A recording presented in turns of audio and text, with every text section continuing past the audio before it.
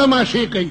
یو سړي راته قسم خوړو، قسم چې د پېښور نه یو بس کې سورما او لاهور تتلم، د پښتو یو ډرامه پکې لګېدلې وه، د پښتو ډرامه وی ما سوا د قتل نه او ما سوا د ښځې د ګډانه بل څه پکې نو.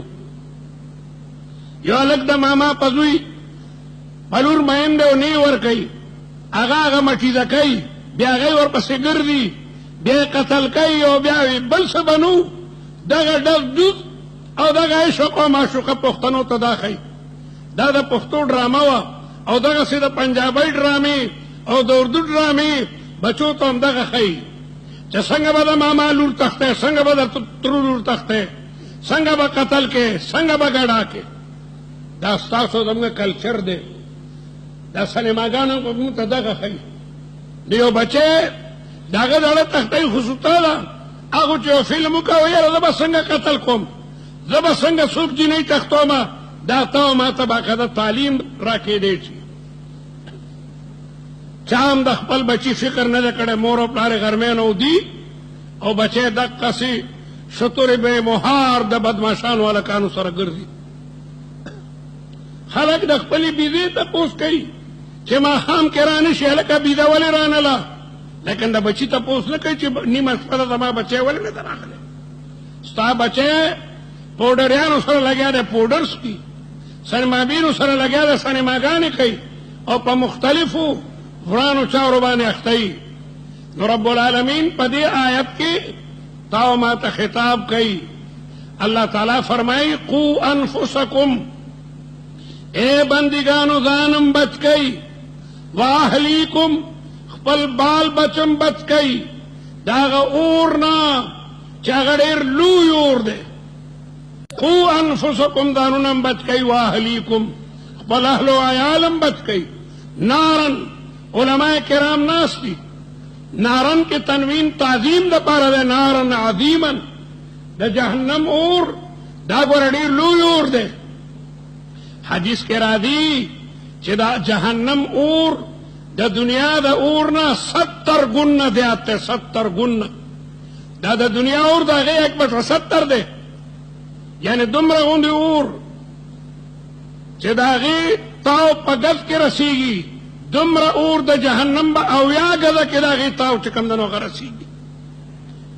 نارن عظیمن د هغې ډېر لوی اور نه چې کوم دی نو ځان بچ کوي. وقودها الناس والحجاره، د هغې خشاک به دا لرګینې وي، دا ګیس به پکې نه بلیږي، دا تیل او پټرول به پکې نه بلیږي. کاڼي او خلق هغه بوتان چې کافرانو به هغې ته سجدې کولې او خلق دا به هغې کې چې کوم دی نو بلیږي. نو زما وروڼو د بچي په مور او پلار باندې حق دی. ولتسألن یومئذ عن النعیم، د قیامت پر ورځ به الله تعالی د نعمتونو باره کې تپوس کوي چې د ګل غوندې بچی مې در کړی، تا د دې نعمت څه شکریا ادا کړې وه، تا هغه ته زما نوم ښیلی و، تا هغه ته قرآني تعلیمات ښیلي وو، تا هغه ته نبوي ارشادات ښیلي وو، تا هغه ته د جومات لاره ښیلې وه، تا د هغې اصلاح کړې وه. نو د قیامت ورځ بیا ډېره سخته وي، ډېر پلاران به د زامنو نه تښتي، ځکه چې ده به د زوی حق نه ادا کړی. ډېر زامن به د پلار نه تښتي، د پلار حق به نه ادا کړی. ډېر وروڼه به د وروڼو نه تښتي، ځکه چې د یو بل حقوق به نه ادا کړي. نو زما وروڼو اولاد په نعمتونو کې ډېر لوی نعمت دی. قرآن مجید ته متوجه کوي. انګریزۍ نه مونږ نه منع کوو، لیکن د خدای دپاره بچی خالص انګریز مو جوړوه، خالص انګریز. زه هر ځای کې دا وایم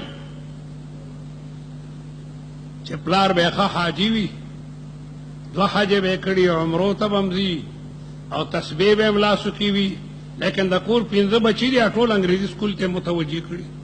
واړه واړه بچي کوټ پتلونې ورته اچولې، او بعضې بدقسمته استادان دا د پرایویټ سکولونو ماشوم ته وایي ټایي به دې مچولي.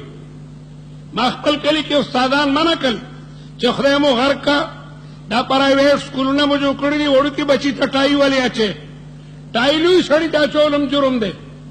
تاسو ګورئ زموږ ججان وکیلان ایسی ڈی سیم دا ٹائی چولی خبرې دا ټای څه شی دی دا ټای د عیسائی عقیدې نښه ده عیسایانو دا عقیده ده عیسی علیه السلام موږ پانسي کړی دی فلمونه ګوره بچي عیسایانو دا عقیده ده چې زموږ پیغمبر پانسي شوی دی او یهود وایي موږ پانسي کړی دی یهودیان په خپله سینه لاس ږدي په فلمونو کې څه کوي چې ستا دوی خوښ شي دا موږ درته پانسي کړی دی عیسایانو وایي تاسو ډېر ظالمان یئ هغه تاسو په سولۍ کېښودلی بیا به داسې چل دا ماحول په تا باندې چې ته پلار اواز نه دی کړی مور د پته غږ نه دی کړی چې سکول یې یو هلک ورسره هغه به داسې چل سره پلار اصلي مګر دی هغه به بوتلی د عیسایانو د یهودیانو د دواړو متفقه مطلب دی چې عیسی علیه السلام پانسي شوی او زموږ نه مسلمانانو دا عقیده ده چې عیسی علیه السلام الله تعالی ژوندی